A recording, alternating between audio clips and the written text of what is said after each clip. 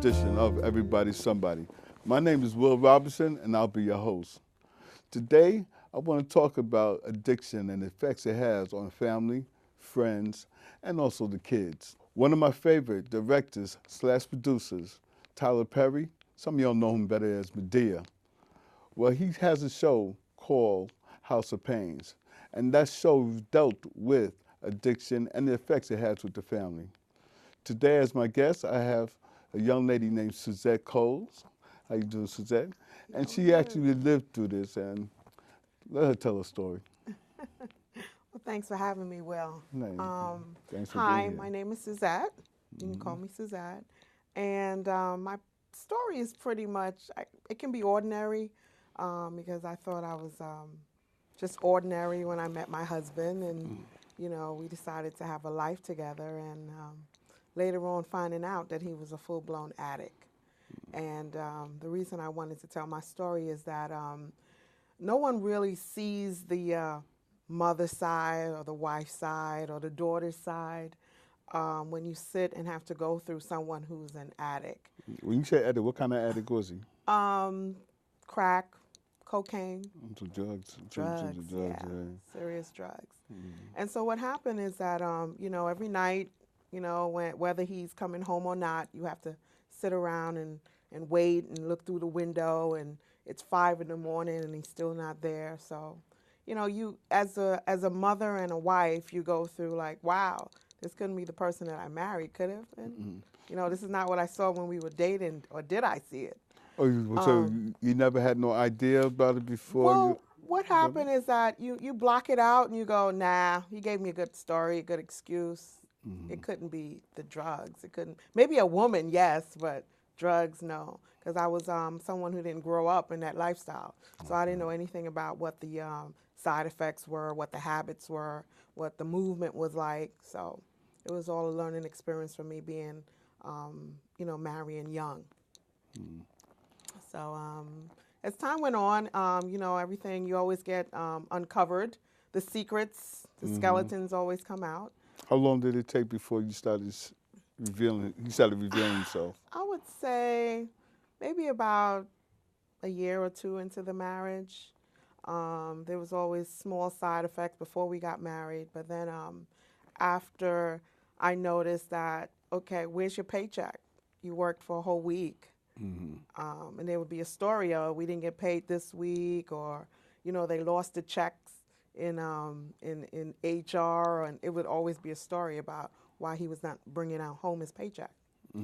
And so one thing led to the other, which was like, okay, something else is going on. And I noticed my bank account being withdrawn, the money's in there, and it just got from one thing to another. And as a mom and a wife, you pretty much start to cover up stuff. Right. You don't want the other family members to know. You don't want definitely the kids to know that dad hasn't been home in 3 days. And you do what you have to do to make the household run, make everything function. But inside, you're like totally broken up and looking for some kind of help somewhere. But because you're a family person and you don't run to the pastor with everything, and you don't want to tell your sisters. They're like, oh, we told you so. So you deal with it. So you said you didn't notice that before, but what made you think about those drugs eventually? What came around? Well, because things started to either disappear from the house, equipment, things of value. My bank account, all of a sudden I'm like, where's my money? And, one time you give them the card and you say, okay, it's all innocent, go get some groceries or whatever. So, you give them the code and that's it. It's just any opportunity to get high. Wow. That's what comes first. That's what the addict thinks of first. You had mentioned that some people, like your sister was saying, I told you so, I told you. What were they telling you? Well, what happens is that other people see side effects when you're in love. Okay. And you don't. Okay. Okay, So you love know. makes you Yeah, blind. love makes you really blind. Like, Okay. no, that's not the person I'm going to marry. No, no, no, no. You know, so what? Yeah, I know. I haven't spoken to him in 3 or 4 days. You know, he told me where he was. He told me what he was doing, and I believed him. That's something you just didn't want to see. It's just something you just didn't want to think about, Okay. because we know drugs and alcohol is a taboo in some families. Right. Okay, some families, you know, they're adjusted to it. It's a hereditary thing. My mom drinks, my father drinks. Right. I didn't have that in my family. So no one was an addict where I can see the warning signs. So once it happened to me, I was totally lost. I had to basically cope with everything, you know. And when you're stressed out, everything else starts to be what you call a domino effect. You, Started to affect my job and everything else. So, you had mentioned the kids. How did the kids find out eventually, or? well, you know, children are small. You know, they're little. You know, you don't. There's a lot that a 4-year-old doesn't know or a 2-year-old doesn't know, and you try to shelter them. Right. You know, if you see a crack pipe in the closet, you're like, okay, in the garbage. You know, you're not. A lot of times with addicts who really love their families, they really do a great job to cover up stuff. They become really good liars. Okay. They, you know, they become really good at that performance. And so what happens is that no, if you have small babies, you know, and you're a good mom, you would do what you have to do to protect your children, Wow. so they don't see that part of things. Wow. Yeah. So what eventually? Well, How what did you get eventually to? ended up happening is I came home one day and it was, what happens is that, you know, when you're an addict, you start to get these new friends that your wife don't know. Yeah, You, okay. your girlfriend has never seen before. Cousins, and yeah, Yeah. okay. And so what happened is that I came home one day and I had a house full of crackheads.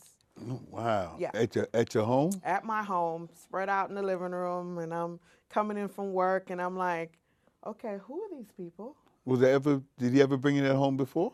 I, they were comfortable, so it's possible they were home before at the house when I was not there. But this particular day, I came home early. Okay. Yeah, so, you know, and again, I came into a surprise, everyone's surprise, including myself. And I believe that's when I said I had enough. That was it. That was it. The bank account, you know, gone for a few days, don't know where you are. I mean, going around to locations where I think might have a crack house. Is he in here? Is he in there? So you actually went out looking for him? Oh yeah, many a nights. Wow. It's your husband. You want to you want to make sure that he's not on the side of the road and a car hit him. Okay. You know, sometimes you say to yourself, you know what, that's like the better way of thinking instead of the drug way of thinking. So you know. so answer me this. For somebody who never grew up in that type of lifestyle, now all of a sudden actually going to crack houses looking Right. for a husband, how did that affect you? Well, crack houses are, I would say they have a blue coat of something. Silence? Yeah, they don't give up anybody in the crack house. Nope. Nope, we don't know who you're looking for. That's the money because they're giving up Nope, money. who are you? Okay, you the popo. Hey. You know, so you don't get any cooperation from anybody in there. And whether or not the person you're looking for is in there or not, he's definitely not coming out because you're Right. knocking on the door. You know, that's shame. That's, oh no, that'll confirm everything that she's thinking of. Because guess what? She found me in there. Did you ever find him in there? No. Never found him in there. No. So everybody always covered for him. Yeah, well, you get you know, birds of a feather flock together. So, yeah, you get other users who, you know, for right now, lady, you're not important. How were you able to find crack houses out Well, there like that? That's interesting because I in can't. the 80s and 90s, you could tell where the crack houses were. You knew Okay. when a house was there and there's activity in and out. You knew when, you know, You just know. No. If you live in a neighborhood, I mean, if you're in denial, you're not going to know. But if you're suffering with something in your home that is causing, you know, dysfunction, you start investigating. You start to become a great investigator, private one too. Okay. You know, you don't let nobody know what you're doing. You don't know. You don't let them know where you're going. It's just that you're on your own mission, and that mission is to get your house to the way it should be, the way you thought it should have been when you married this individual. Were you ever able to get that house back to where it was? No, because what happens is that in my community and in the era that I was going through it, there wasn't much of a support system. Family pretty much would say, you know what, we knew he was an addict. It's unfortunate that you're finding out now, but now that's your problem. And just left you with that. Of course. Now that's your problem. From brother after brother after brother, that's your problem. We love your sister-in-law, but that's your problem. So they just left everything, no help, no nothing. Yeah, I mean, listen, crying on the phone, you hear, you know, someone going, but your brother, and they're like silent, like, we know, lady, we know, Sue, you know. Yeah. So it's your turn to find out. It's your turn to, you know, go through what we went through. Okay. Okay, and a lot of times you can say when you're dating someone, and when you're in that relationship of courting, that you say you know your partner. Actually, you really start to know that partner when that partner is supposed to come home at night to you, when that partner is supposed to share with the paycheck with you. That partner is supposed to be there to, you know, So if the kids are crying and you're tired, he's supposed to come in and assist, and he's not there because we haven't seen him in 3 days. So he wasn't a partner like you were expecting. Yeah, well, his only partner was his addiction Okay. at the moment, yeah. So today, how's he doing today, man? Well, Or do you today know? I'm divorced, and you know, I went through what you would call a spiral down effect, where I started to, you know, fall short on my duties when it came to my career, when it came to blaming myself. You go through a lot of blame and shame and all of this because, you know, you go, okay, well, the marriage lasted XYZ, it lasted 5 years, it lasted 10 years, but this is the reason it ended? Really? This is the reason crack cocaine, drugs is the reason it ended. So, you know, you sit back and you go, it must have been your fault. Why didn't you do some bigger research? Why didn't you get to know this man the way you should have? So you started blaming Yeah, yourself of course. For a lot of years afterwards, you blame yourself So for failure. Did you do any research on it? Well, what happened is that I decided to find out what would make an individual leave his family, not come home, sell everything that he owns of value, go to his account, his joint bank account, and take everything out that was there for the rent, for the lights, and take all of that money and just focus only on drugs. And so I said to myself, okay, the only way to do that is that you need to educate yourself. So I enrolled in college for the first time and acquired a degree, associate's degree, a bachelor's degree, and now I'm finishing up my master's in about 3 months in addiction. Wow. In addiction, Wow. psychology and addiction, to find out how the mind works and what will make that powerful part of the brain be so just have this willpower and this mechanism that will turn someone into an addict for the rest of their life. Because addiction is a disease. So that brought up your curiosity or Yes. whatnot. And so in learning, I realized that it has a lot to do with genetics. Okay. You know, is it in the genes? Is it something that your dad had, your mom had? Was she drinking? Was she smoking? Was addiction hereditary? Okay. Okay? So the other thing school taught me was that is addiction environmental? Is it because everyone in the projects is doing drugs and weed, so now you're doing it and all your homeboys in school is doing it? So do you get addicted that way? That's like peer pressure, stuff Prayer like that. pressure, is addiction totally none of those things? Has nothing to do with the environment, has nothing to do with your genes. Like me, I didn't have drugs in my family. Right. Okay? So, in trying to find out what is this thing that has the brain, and what they call that dopamine, such in a rush to get it, and you will manipulate and lie and deceive and steal and rob and a whole bunch of stuff just to get it. So in my learning and in my training and the counseling that I do now with the men that I counsel in addiction, that is what my goal is. Oh, so It's you're a to some, counselor now. yeah, How's that working out for you? so, well, it has its moments, and then it has some great moments that's really heartfelt, and I wouldn't do anything else. Oh, wow.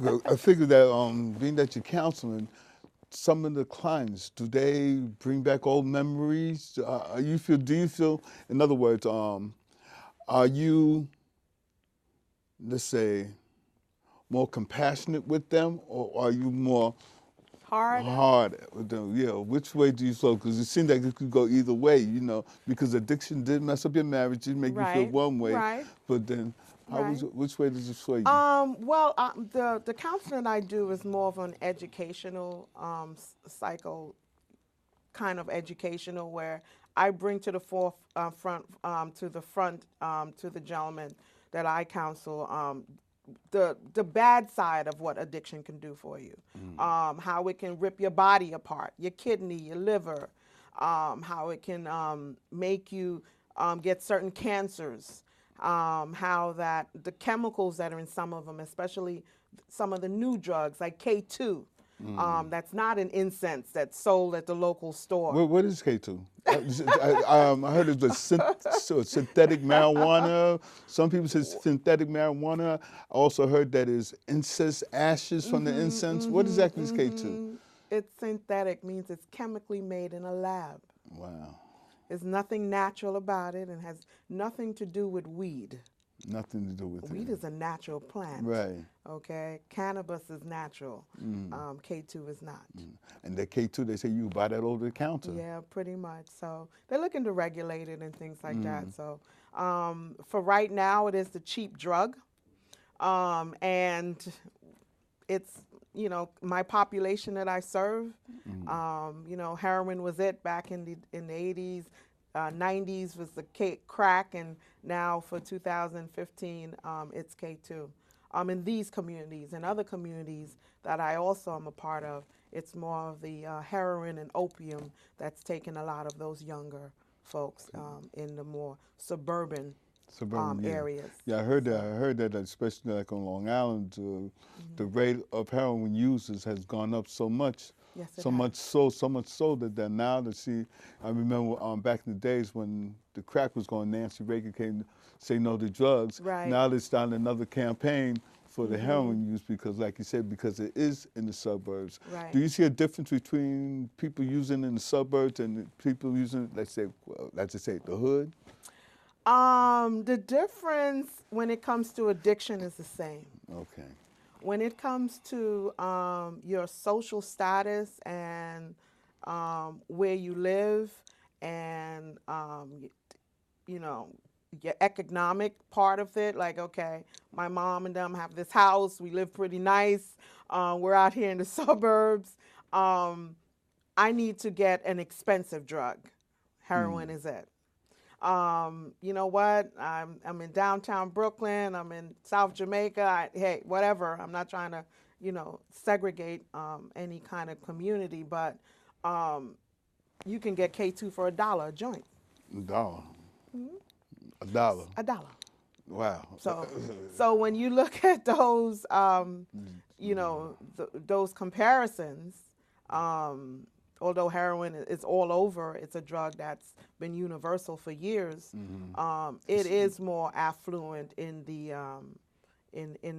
let's say more in Long Island and different areas like that. So heroin's making a comeback.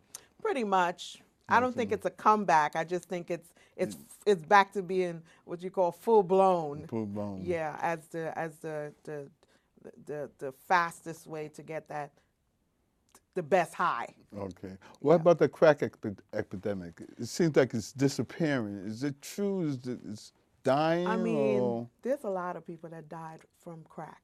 Okay. There's a lot of families that got ripped apart. That epidemic, believe it or not, if you want to say it's died out or it's not here anymore, I don't believe so. No, it's still here. It's just like any other thing that's been here a while. It's just camouflaged a little bit better. Okay. There's still a lot of families that are dealing with people who use cocaine, which is just crack in another. It's just another form if you burn it or heat it or whatever. So cocaine is full blown. Hey, some of the rich movie stars, if they snort it or they do it any other way, it doesn't matter. I remember growing up, that was a quote rich man's drug, the cocaine. You know what I'm saying?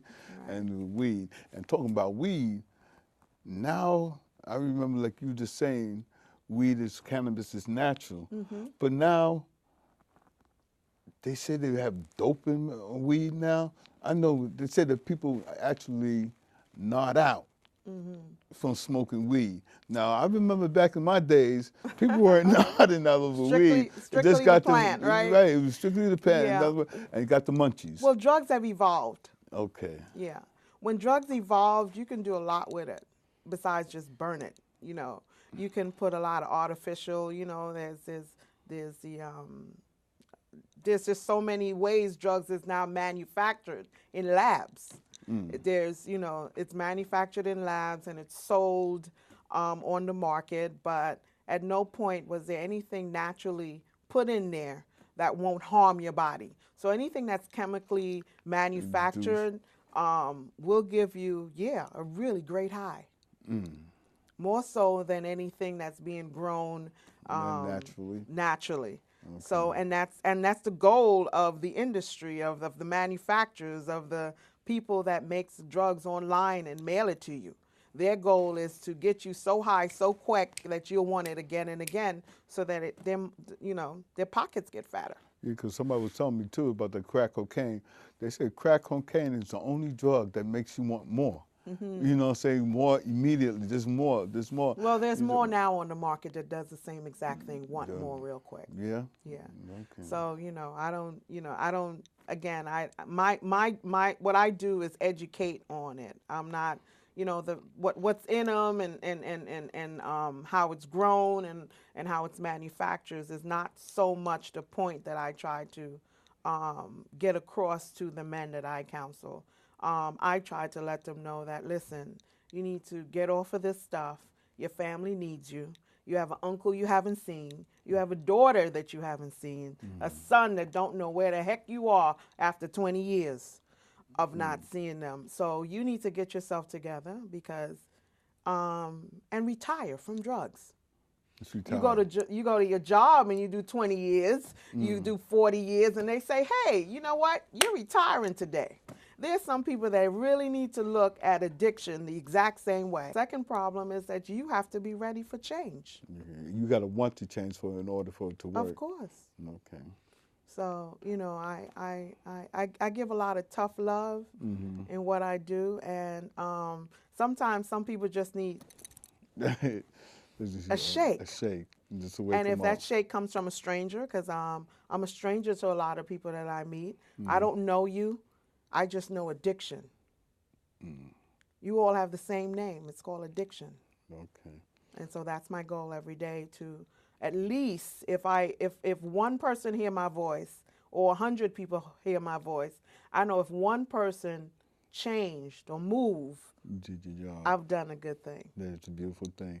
And one more thing, what advice would you give people, family members who's not using but have somebody who's addicted to drugs and they're going through it? What advice would you give them? Well, there's a lot of support groups all over. You call 311. Mm. They can give you Al-Anon, I think. It's Okay. one of them that helps to for people who need support. There's also support for teenagers. I mean, a lot of times people forget about our youth. Right. And the youth, like you said, I was able to protect my kids at 3, 4 years old. But when you get a youth now who knows what drugs is, Mm. and they see drugs in school, and they come home to their dad or their mom, who they can say, wow, I see the side effects. You're on something, dad. If I was to advise any young adult or child that's going through an addictive home, Mm-hmm. I would always tell them to reach out to an aunt that they are really, really close to, or an uncle that's hip, that he's not gonna say, okay, not come out and support you, because sometimes a lot of what I say, a lot of young adults they might not need their mother or their father, because that's the drama, that's the That's what. issue every night, that's the arguing, That's that's what the they go through. fighting. Right. That's not what's helping them. But if you go outside to a immediate family outside of your mom and your dad and find someone, I mean, sometimes it can even be your coach, Mm-hmm. your football coach, but you need to tell someone, Don't because keep it it in. is a burden. It is a lot to hold on to year after year. Your schoolwork gets to, you see it being compromised. Mm-hmm. You find yourself, what, I need something to cope. And next thing you know, you start using drugs. Okay. So you want to make sure that you always protect your family, yes, but you Mm-hmm. have to protect yourself, Okay. because addiction can be hereditary. Okay. Suzette Cole, thanks so much for the Thank you information so much for you have having given me. us. And, I do appreciate you so much. I'm Thank pretty you. sure that this information that you gave will help a lot of people. I hope You it know what I'm does. saying? And it makes me be more, just by the way you're talking right now, it makes me feel more open to hear suggestions from other people and lending a helping hand to Yeah, help.